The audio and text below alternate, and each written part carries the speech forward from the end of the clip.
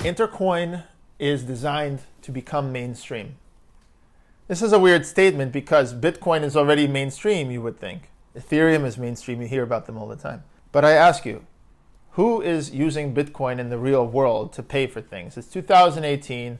Bitcoin was invented 10 years ago.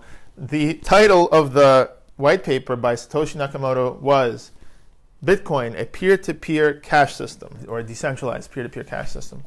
A cash system was designed for people to pay each other, but the system can only support 7 transactions per second, and it's designed to be slow. Ethereum uses proof of work. It's designed to be slow. So how much mass adoption is there really? There has been a revolution in payments, but it hasn't been in crypto payments. Crypto has made a revolution in permissionless payments, which are once in a while.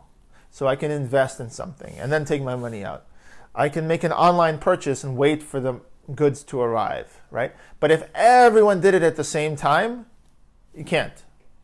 The last time that happened, 2017, there's a lot of interest. The wider public heard about this, mainstream adoption. It was $25 to transfer Bitcoin. I can't buy a coffee and then pay a $25 transaction fee. And then I also have to wait 30 minutes for 3 confirmations. So it's not really mainstream. And with the current design, it can't become mainstream. I mean, it's been 10 years, right? If it would have become mainstream by now, we would have seen it. It's just, first of all, you need a more scalable technology. And Intercoin does that. You can watch some of our other videos to see how the technology works. So Intercoin also doesn't just have one currency. It has many currencies. Each currency can be pegged to a different thing. Each currency can have its own monetary policy. So each currency behaves as a little microcosm, and the members of that community can make their own decisions, maybe democratically, about policies about that currency without affecting others. So why is this better? Well, for one, if you have a payment system that's scalable and that can support a lot of payments, then you can use it for payments.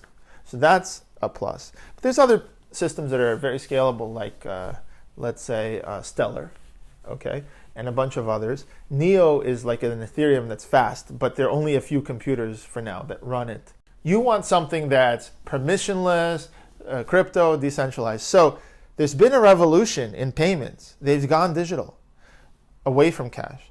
But it's not been in crypto. It's been in social networks that add a payment layer on top.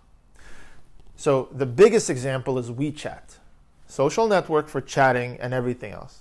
Then they add red envelopes in China, and then they add payments. Now WeChat's basically, with the backing of the Chinese government, has 1 million vendors essentially accepting WeChat. That's 1 million vendors. That is mainstream adoption. You can go, take your QR code, boom, you paid, okay, done. What if there was an open network that's decentralized? That would be crypto. That doesn't exist yet, that's mainstream. What else is mainstream? Venmo, PayPal, Facebook Messenger, social network, adds payments, you could pay each other. Gmail, social network, adds payments, you can pay each other. Gmail is a social network because you have a contact list and you can email people, it's like messaging. iMessage adds payments. Who controls the iMessage payment? Apple. Who controls the WeChat payment? WeChat. There's always a central database. There's always this thing, what if they freeze your money? What if they pretend, oh, your account has no balance now? You know, there's always this thing. Crypto hasn't powered payments. All these payments are powered by monolithic, centralized companies. Why? Don't people care? You know, aren't they worried that Apple will steal their money or something? Well, no. They'd rather trust Apple than transact with Bitcoin, because if they all did, the fees would be high and it would be really slow. Once I sent a Bitcoin to a friend, I didn't pay enough fee and it took 3 days until finally one miner picked it up. So that is not mainstream adoption. Money has 3 uses, at least traditionally. Store of value, which you don't necessarily need to park your money in some currency. You can park your money in an asset like this chess piece. You should buy these chess pieces. They're really nice, plastic. You could buy any asset like a house. Sometimes real estate goes up in price. home ownership. There's all these speculative instruments. So money is also a medium of exchange. That's the big one. Money is the most liquid asset in an economy.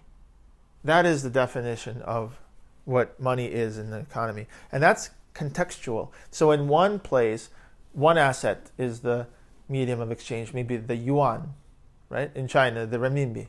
And then the other one, you got the dollar, okay, in New York.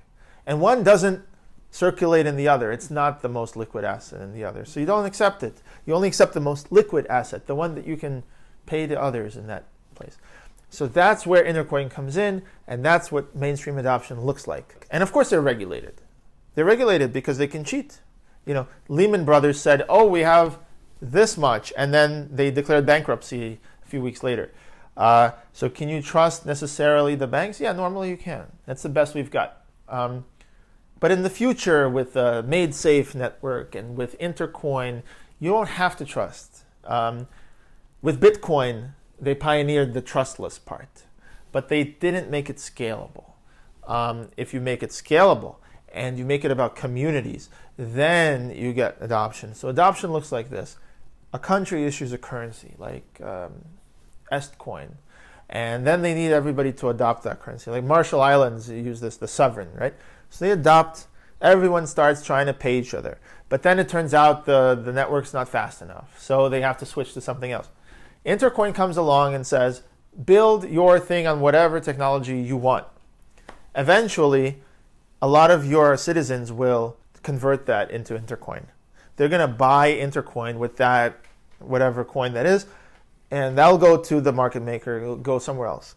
And then that Intercoin, they're going to go and immediately lock it up and buy a digital Intercoin representation of your currency. It's pegged to that.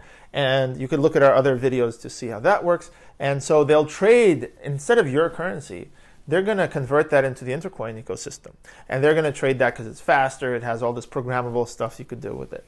You can see in our other videos. And so a lot of capital is just going to flow into the Intercoin ecosystem just because people like to transact in it instead of all this stuff. And that's what you could arguably say is mainstream adoption. The more people move their money into this permissionless, programmable money platform that supports different communities and pegging and all this other stuff and stable coins, that is how we're going to measure the adoption. Is how many people actually move their money in there. And that's what mainstream adoption looks like. Typically something that becomes really popular, gets a lot of users, and if it represents a monetary value, it the whole thing, the overall wealth in that system increases. I mean, look at the web.